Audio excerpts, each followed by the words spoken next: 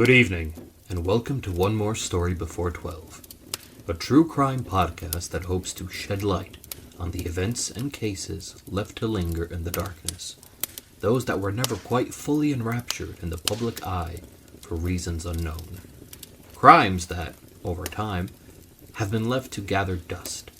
The following tale hopes to showcase events that led to a smattering of bizarre, fascinating, cruel, yet always intriguing crime studies.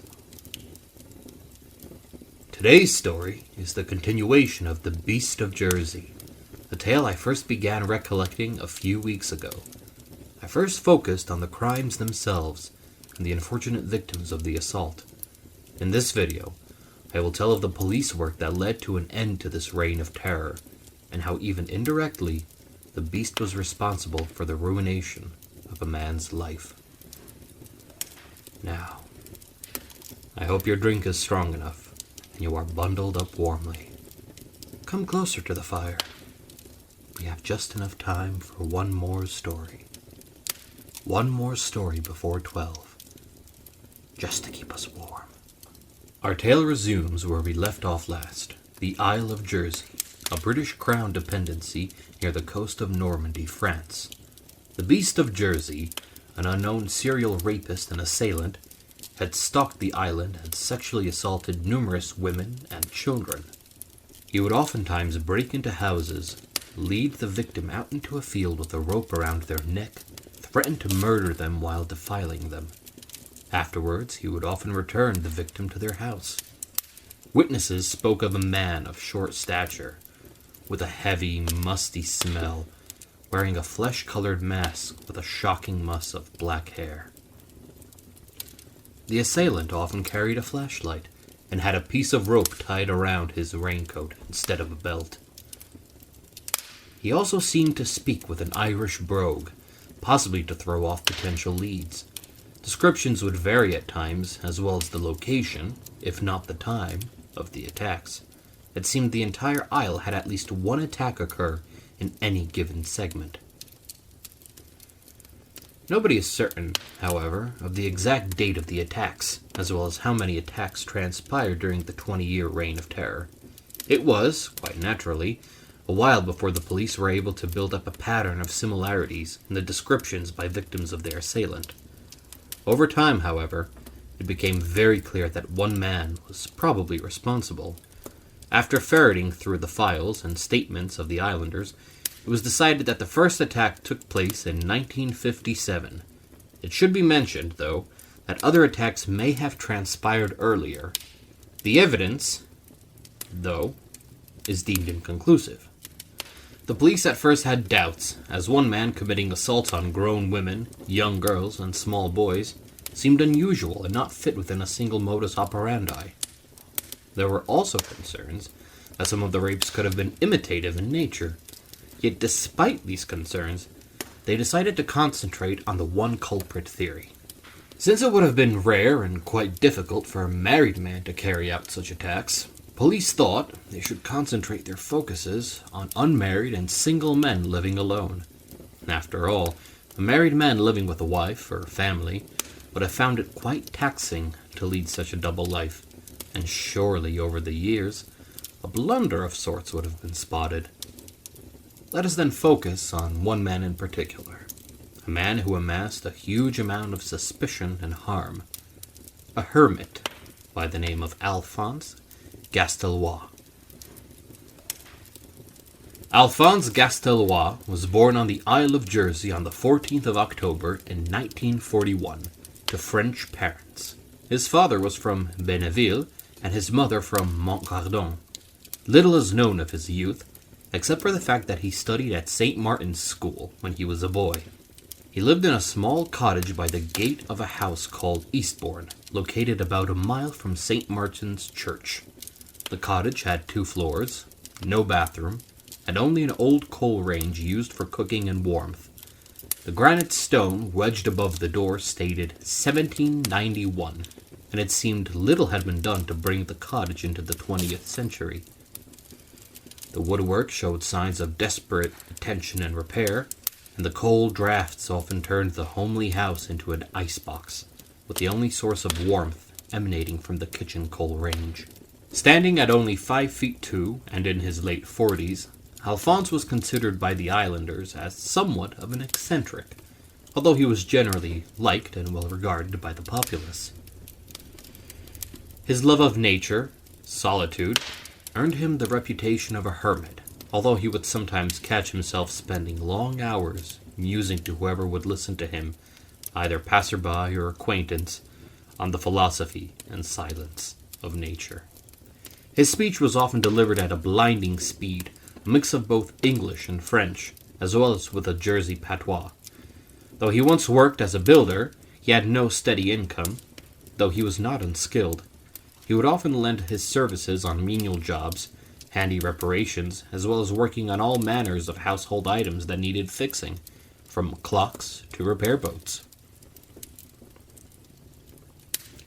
Sometimes, if necessary, he would help himself to the occasional cabbage or small vegetation from a farmer's field, but it seemed no one seemed to mind the occasional borrowing of food supplies. After all, Alphonse was always willing to help in any way, and most of the households viewed him with affection, especially after he suffered a heart attack a few years earlier, prompting a lot of the islanders to help care and look out for him in even the smallest of ways.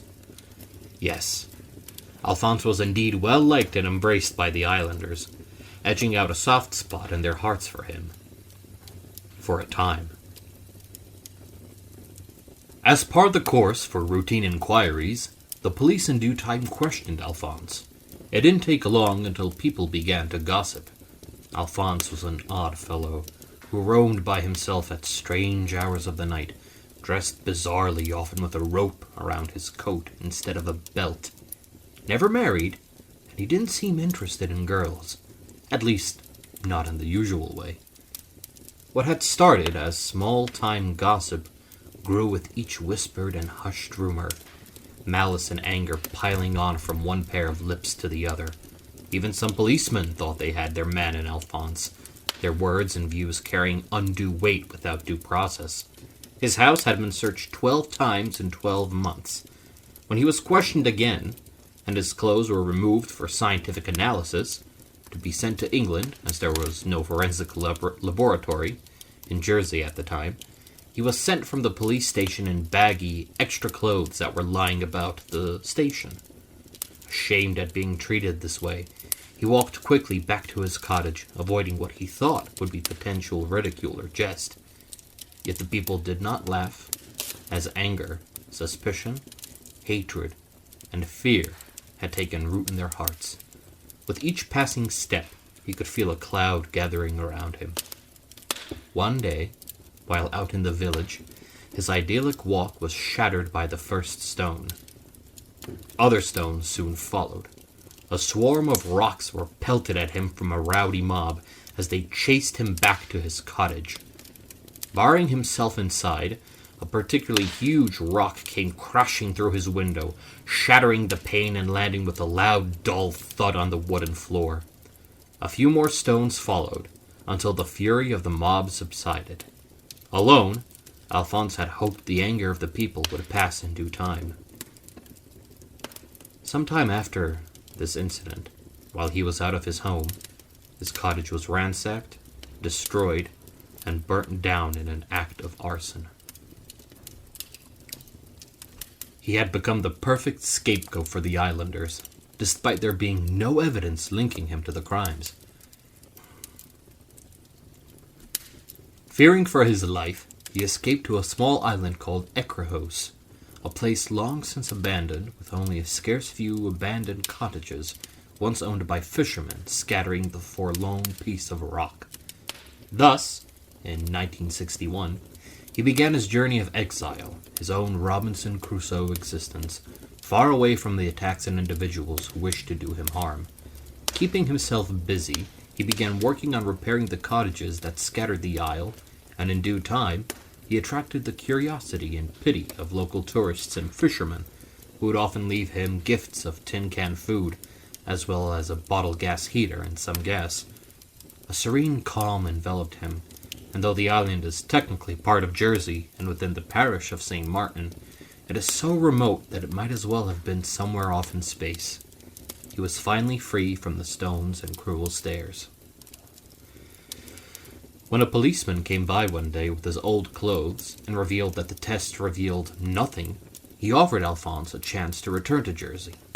He declined, fearing the attacks would start up again if he did. And though the attacks did resume after 3 years, in 1964, he would still not return, in constant fear of somehow being accused of committing the assaults.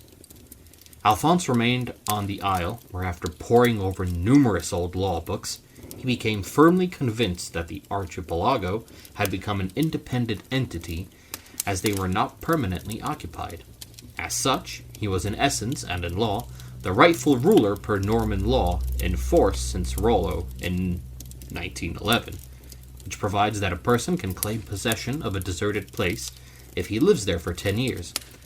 He formally submitted a request to the Queen, but it was unsuccessful, and Ecrahus remained a possession of the bailiwick of Jersey.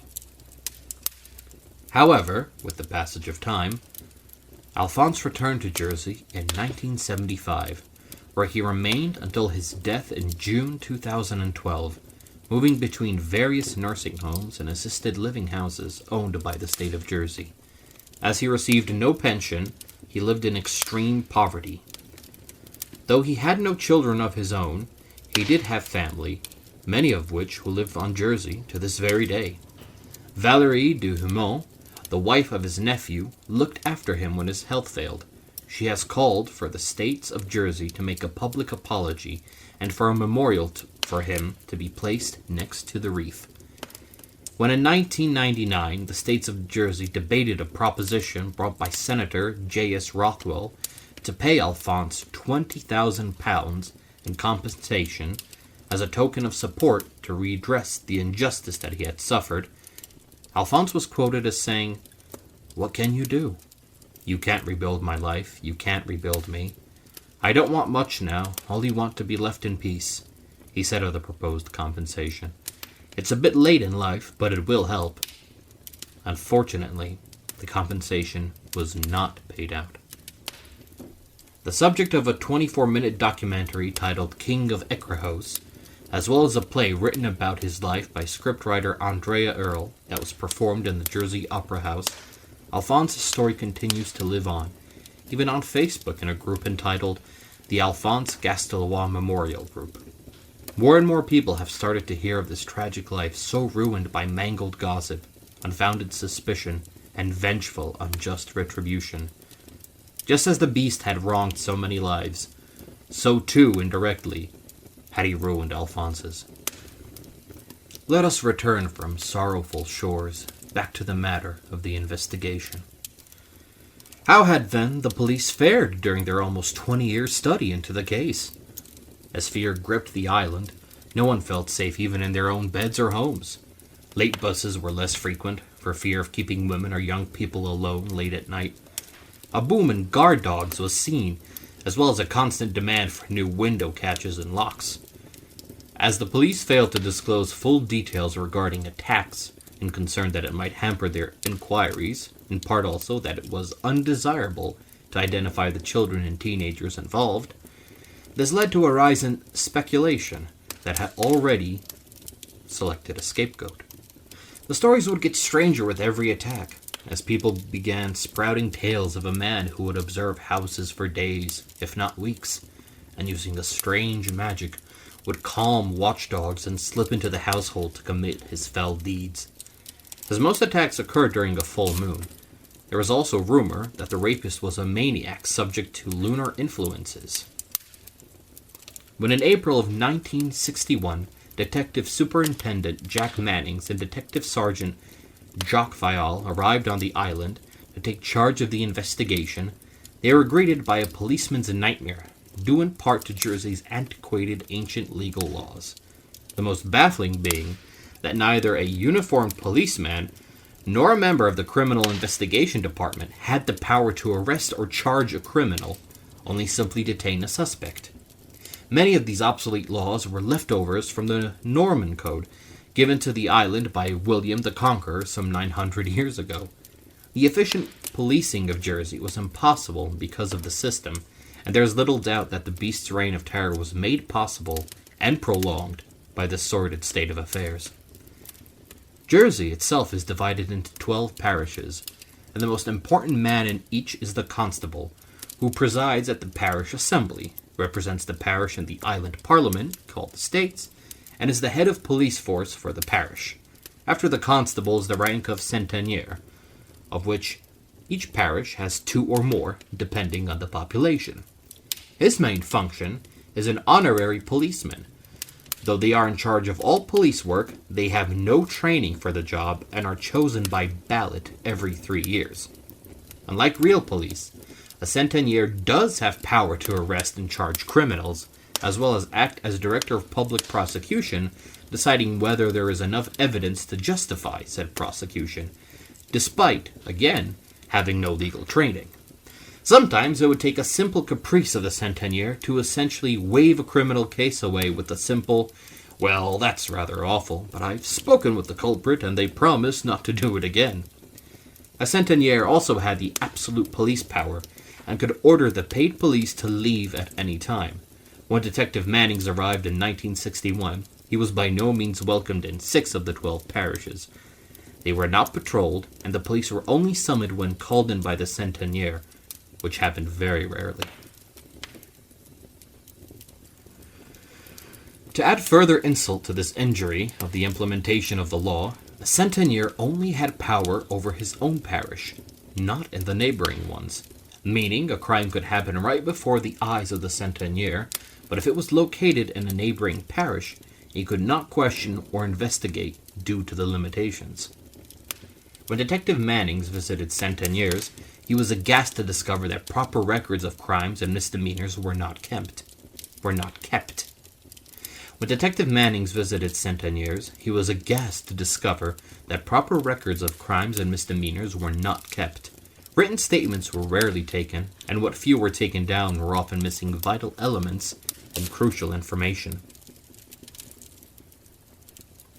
As the 2 Scotland Yard detectives booked into a hotel outside St. Helier, they couldn't even begin to fathom the bizarre obstructions they would soon encounter. As they started going through the statements taken down by the real police and the men who had been on the case, Mannings was impressed by the efficiency and enthusiasm of the detectives, juxtaposed next to the puzzling indifference and obstruction from the centeniers. No records for speeding anywhere near the vicinity of the attacks, no securing of evidence. In one case, a centenier had taken a victim over the entire route used by the rapist, accompanied by a group of sightseers. This was all done before the real police were informed, and the group managed to trample the crime scene, effectively destroying any chance of securing evidence, be it footprints, clues, pieces of cloth, or hair. As Detective Mannings appealed for help, he was surprised by the response. He was in Jersey to investigate 11 attacks. He discovered after his appeal that he must instead, at the very least, search for 16, if not more. Numerous attacks were never reported to the police by the centeniers, such as the case of Madeleine Bouchon or Alma. For 2 years, the attacks went unreported. The detectives knew that they virtually had no chance of catching the man on evidence of the girls, because any lawyer could tear holes in a prosecution based on statements taken so long after the crime. And although Mannings and File did visit the scenes of the crime, they knew nothing would be found. Other cases were simply not reported by parents, for fear of having children relive and be victim to further distress of the attacks. Mannings and File set up a series of roadblocks and hidden checks on paths every Saturday, the day most of the attacks occurred, but they did not result in any arrests. After 6 weeks, there were no new attacks, and with nothing to be done with the old ones, the Scotland Yard men returned to London, though the Saturday night roadblocks continued for several months. No new cases were reported for the longest time. Meanwhile, Manning sent a full report of the crimes and his investigation to the Jersey States, and prepared a second report on the Jersey police system, which went to the Home Secretary in London. After 3 years, the attacks resumed again, with an assault on a 10-year-old girl and a 16-year-old boy. This time, the states promptly asked for help from Scotland Yard, and Detective Superintendent James Axon took charge. He studied the new cases as well as the previous ones with fervent degree and was able to secure part of a palm print near the scene of the latest attack. He promptly set about the mammoth task of fingerprinting every man between 14 and 60 on the island. Though no one could be forced to give their prints in Jersey at the time, most people were willing to cooperate. Only 13 individuals refused, and all were personally seen by Mr. Axon. However, in each case, the explanation for refusal seemed satisfactory, at least for the time being. As a result, no arrests were made, and Axon's visit to Jersey ended as soon as it began. However, before leaving, Detective Axon formed a good relationship with the honorary police and encouraged them to keep records. He managed to win cooperation of most of the centeniers and set up a central registry with a record of crimes and motoring convictions. By now, all of Jersey was patrolled, at least occasionally, by the paid police, although the only substation outside Saint Helier was at the time St. Berlaude's. Despite all of this, the rapist was not caught. However, one day in 1966, police headquarters received the following letter. My dear sir, I think that it is just the time to tell you that you are wasting your time, as every time I have done what I always intend to do, and remember it will not stop at this, but I will be fair to you and give you a chance. I have never had much out of this life, but I intend to get everything I can now. I have always wanted to do the perfect crime. I have done this, but this time let the moon shine very bright in September, because this time it must be perfect. Not one, but two. I am not a maniac by a long shot, but I like to play with you people. You will hear from me before September, and I will give you all the clues, just to see if you can catch me. Yours very sincerely, Wait and See. Spelling and grammatical mistakes have been preserved, per the letter. The letter was handwritten in ink, badly punctuated with a rather flowery style of capitals. Police puzzled over the letter and awaited the next one, and the arrival of September. But no letter arrived, and September passed without a single attack being reported. Had there been one, it has never to this day been discovered. Then another lull ensued, ending in 1970 with the abduction of Mike, who I spoke about in the previous video. Fate, however, tends to play fickle tricks, and through sheer luck, the beast's reign of terror came to an end in a most unusual way. It was a little before midnight on Saturday, July 10th, 1971. Officer John Riseborough and Tom McGinn were on duty patrolling Georgetown in a Ford Escort car. Suddenly, they saw a gray Fiat 1100 go through a red traffic light, traveling towards the tunnel leading to St. Helier Harbor. As they gave chase, the car accelerated to 60 miles an hour and shot through the traffic lights just before the tunnel. Nearing the end of the tunnel, the driver braked and turned sharp left towards the coast road. The officers followed in quick pursuit, attempting to edge the fleeing car into the side of the road.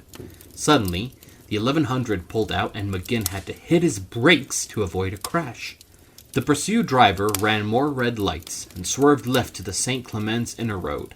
Both vehicles were going over 75 miles an hour along a restricted road. Riseborough radioed police headquarters, letting them know they were in pursuit of what they assumed was a stolen vehicle. After a 10-minute chase, the 1100 made a right, crashing through a fence into a back garden, hurtled over a cement-lined compost pit, crashed through a hedge, and came to a screeching halt in a tomato field on the other side. A former rugby winger, Riseborough leapt out of the police car and jolted towards the crashed vehicle. At that exact moment, a man emerged from the crashed vehicle and started to flee, as Riseborough gave chase while McGinn radioed for reinforcements. He tossed his 18-inch truncheon, essentially a police baton, from his hip at the suspect's head, but only clipped the side of it, not bringing him down to the ground. Finally, he was able to catch up with him just as they reached the main road, and Riseborough tackled him to the ground with a mighty haul, slamming him down with his entire weight. The man screamed, "Let me go!" "Not bloody likely," shouted back Riseborough, as they tussled over the road, narrowly missing a white Jaguar that panic braked to avoid hitting the two men, out of which jumped more policemen who quickly detained the struggling man, as he could not be, under Jersey law, legally arrested. As he was escorted to the station, Riseborough noticed the man was wearing wristbands from which protruded 7 one-inch nails. There were also nails sticking out of the shoulders and lapels of his blue Swiss jacket. He was fortunate enough, in the tussle, to avoid being scratched or maimed by them. It was quickly established the car was stolen from a Charles Alfred St. George. The man who committed the theft was one Edward John Louis Paynel of Maison de Soleil Boulevard in the parish of Grouville. Upon searching the car, the police found a woman's wig made of black hair, 2 lengths of quarter-inch cord, a pajama cord, a small silver flashlight partially masked with black tape, and a cloth cap. In the pockets of Paynel's jacket, they found an old yellowish face mask made of rubber and a roll of tape. Riseborough noticed that on Paynel's face was the residue of that same tape adhesive, meaning the mask was worn at some point in the night. When questioned why he had such strange items in his possession, he simply replied, "I was going to an orgy." When Detective Constable Barry Simpsons was brought into the interviewing room and asked about the items, Paynel replied, "You found them on me. I won't say any more," claiming that the mask and wig were simply for a disguise he wore at a sex orgy of a secret society. This was not the only thing Paynel would reveal, and a study of his house showed that, well, I'm afraid this is all the time we have tonight. We'll pick up again some other day and learn more about the man behind the mask, who now has the name Edward Paynel. So until next time, I await to see you all by the fire for another story. One more story before 12, just to keep us warm.